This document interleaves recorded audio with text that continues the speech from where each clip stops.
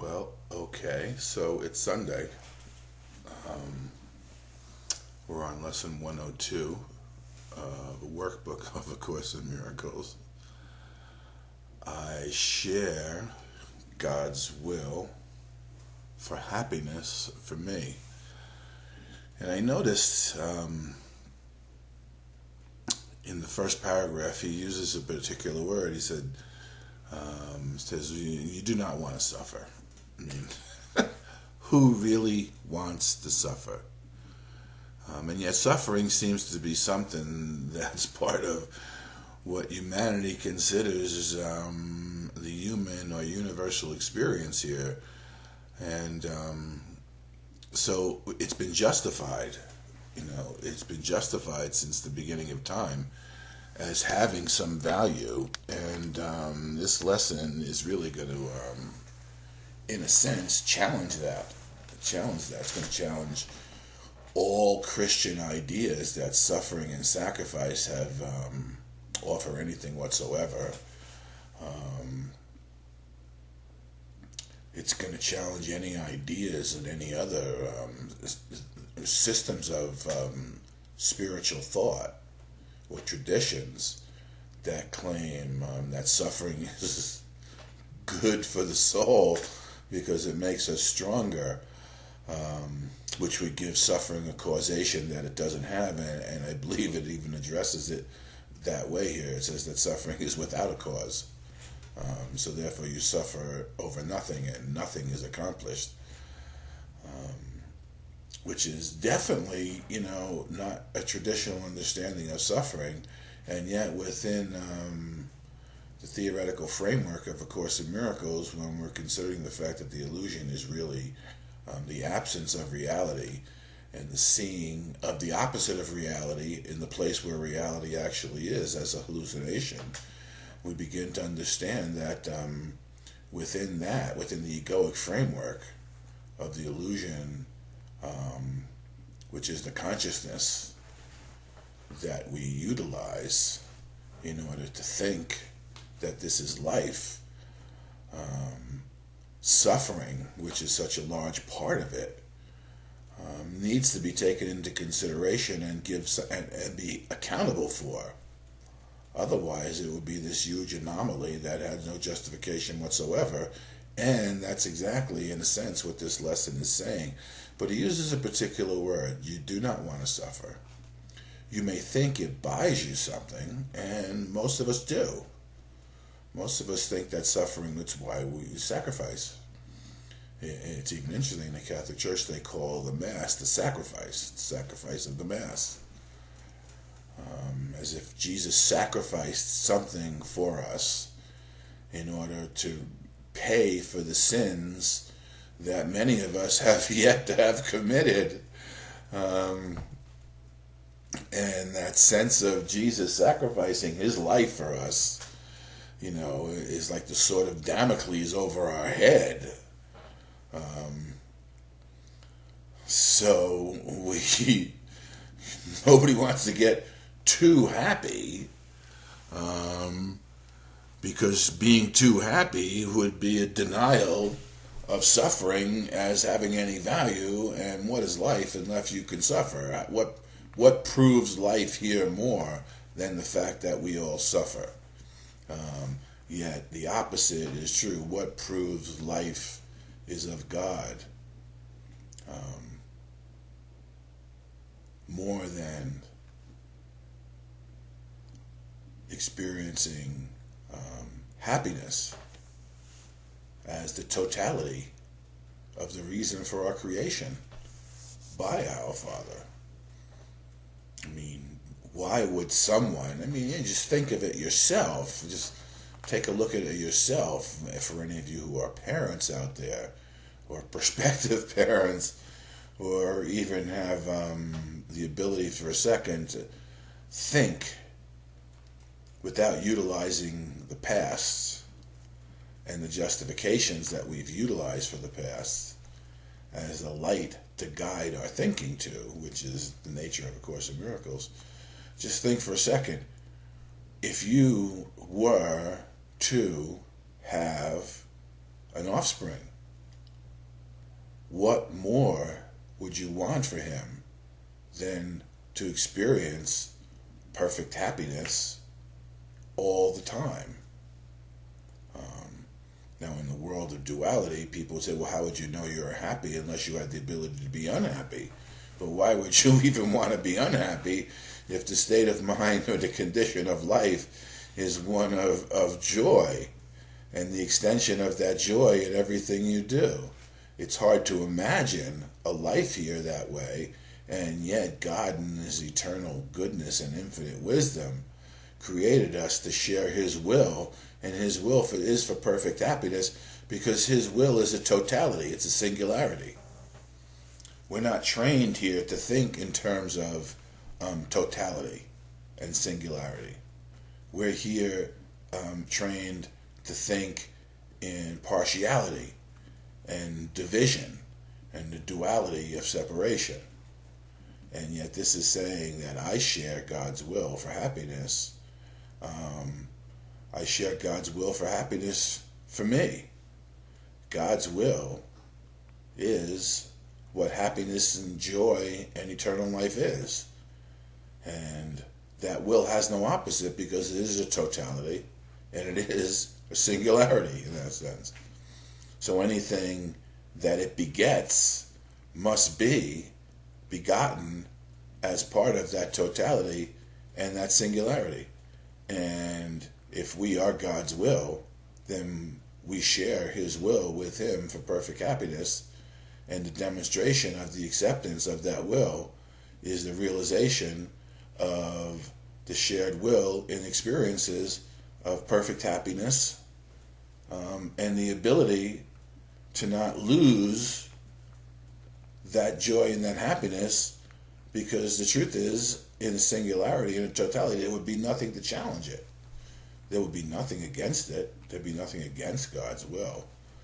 And that's what it takes. It takes something to be against God's will in order to be able to experience suffering. And so we have an illusory condition, which we call consciousness, wherein which we think we know what happiness is, and we call happiness is the lack of sorrow. We think we know, suffering, the opposite of not suffering. How do we know we're not suffering? We all base it on suffering. Oh, I'm not suffering. And yet the entirety of the nature of the illusion is one of suffering, because we're suffering from the lack of the eternal joy and the lack of our connection to that which would maintain and sustain that joy and that love. And that's why, in a sense, Jesus talks about it was never a loss of your perfection, but it is a break in communication with the source of that perfection in your own heart and mind, based on the idea that separation is real, and the self-doubt which comes from living a life based on that, rather than a life that is enhanced each moment by the sharing of that eternal will, of that eternal life. But again, he uses this word. You may think it buys you something, and may still believe a little that it buys you what you want. And of course, Christians believe that suffering, we suffer in order to be like Christ, to be like Jesus, and to atone for sins. And of course, Jesus is saying is when we atone, when we accept the atonement for ourselves, we see that sin is impossible, because what could be a sin? Where could there be a lack if what we're atoning to and attuning with and aligning our heart and our mind with the totality of is whole and perfect and has no opposite and no opposition in it? Yet this belief So you may think it buys you something and may still believe a little that it buys you what you want. Yet, this belief is surely shaken now. At least enough to let you question it and to suspect it really makes no sense. Now, the interesting, what I wanted to tie this in with is in the original version, in the original notes, when Jesus was discussing the miracle principles with Helen, there's a principle that Jesus uses, and he says a miracle is a catalyst that shakes up erroneous perception. And it's much like a one of those I don't know what they call them, those snowballs, those little glass balls, and when you shake it up, the sediment on the bottom turns to snow, and it looks like it's snowing. And then when it settles, it's clear again. And that's what he's saying. So like the miracle acts as a catalyst, shaking up the erroneous perception, the particularization, the solidification of the particulars of the particles that make up our perception of separation gets shaken up and loosened up. And then, because mind is the builder, mind is the maker, that's what Edgar Cayce constantly taught. Mind is the maker, mind is the builder. And your mind is the organizing principle of your own life. And that's what these lessons are designed to help us do.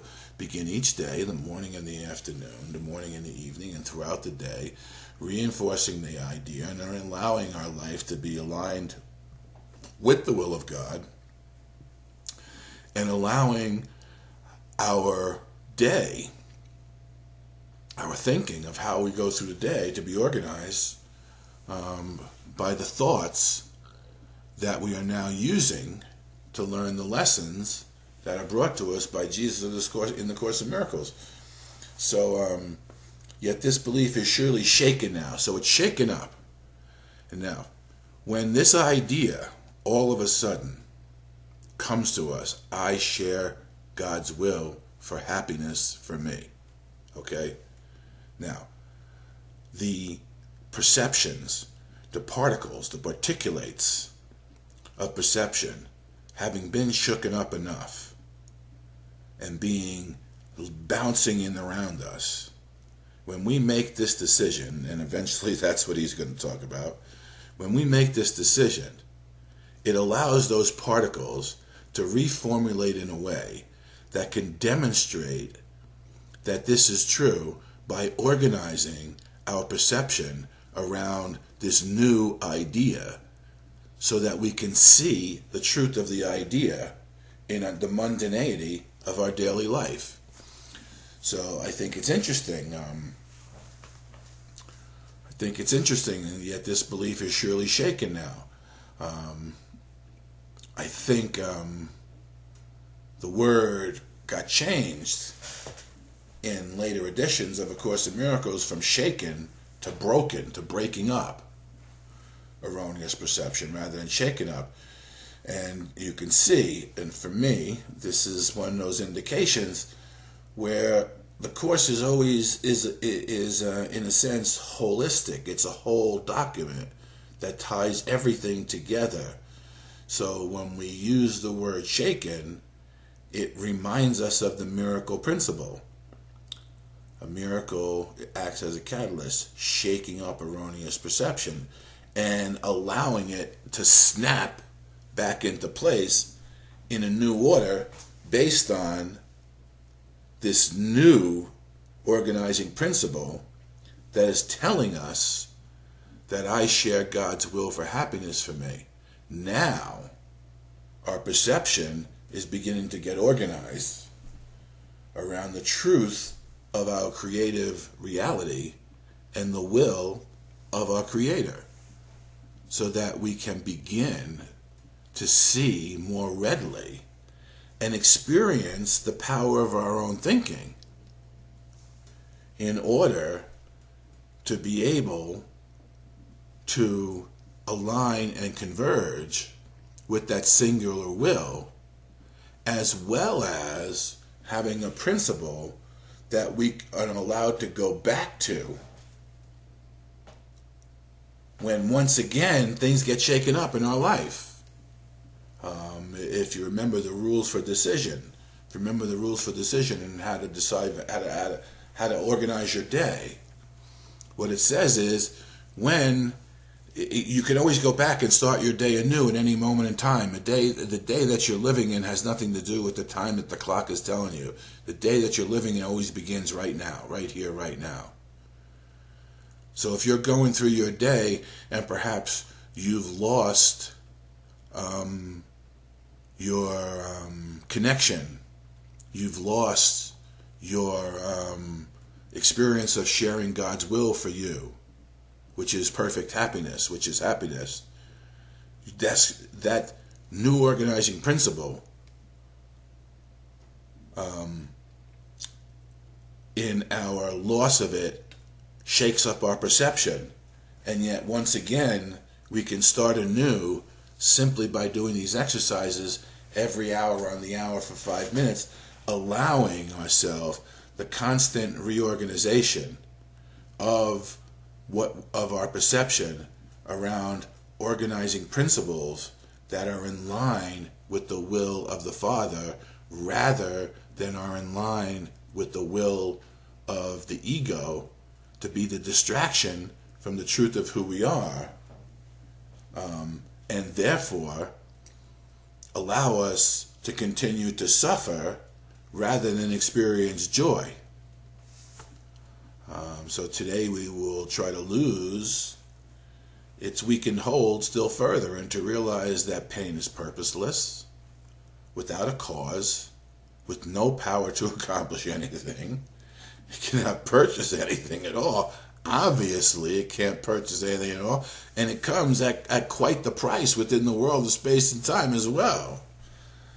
It doesn't purchase anything. It requires us to make purchases of meaningless things, thinking that that's going to be the way to end the suffering. It offers nothing and does not exist, and everything you think it offers you is lacking in existence like itself. You have been slave to nothing. And that's a hard one to take. Be you free today to join the happy will of God. Be you. You are free. Be you perfect, even as your Father in heaven is perfect. Be you free today to join the happy will of God. And be you free to continue to use these new organizing principles of your own heart and mind to the degree to which you want to share God's will for happiness with you. Meaning that at any point in time, when you begin to lose that sense of happiness, that sense of peace, as it says, then seek this function deep within your mind, for it is there. So when you begin to waver and lose that, you always have the ability to make the decision to start anew and rededicating yourself to share God's will for you, which is perfect happiness. So be you free today to join the happy